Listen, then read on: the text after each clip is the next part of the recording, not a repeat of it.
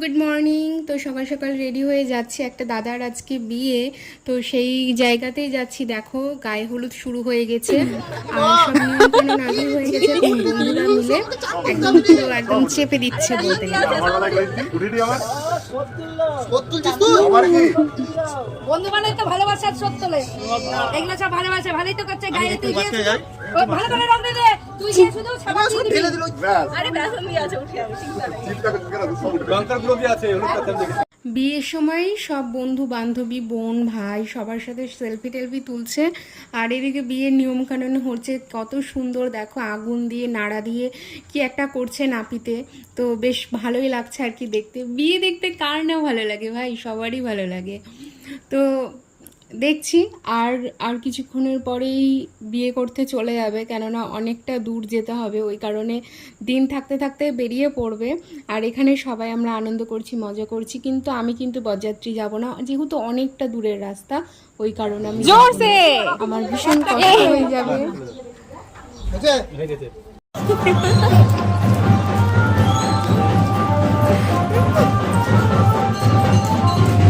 দেখো আজকে আমার এটা হচ্ছে আউটফিট, এরকমই আমি আজকে শিখেছি, মানে সবাই ইয়েলো পরেছে, তা আমি ভাবলাম আমি একটু ডিফারেন্ট করি, ওই জন্য আমি একটু পিঙ্ক পরেছি।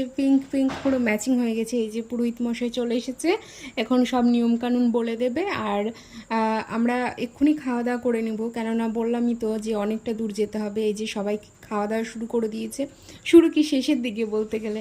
আমরা এখানে বসে আড্ডা দিচ্ছিলাম, আর এই যে আমার সব স্টুডেন্টগুলো। তারপরে এসে বাসন মাজানো করা শুরু করে দিয়েছে।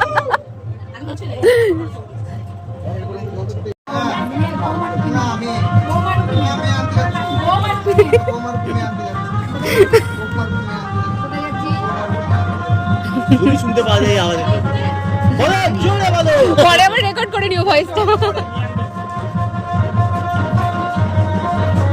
আচ্ছা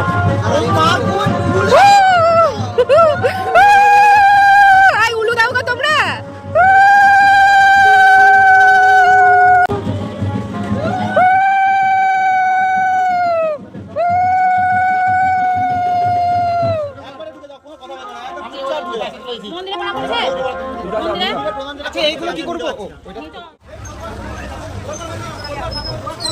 বিয়ে করতে যাচ্ছে, বিয়ে।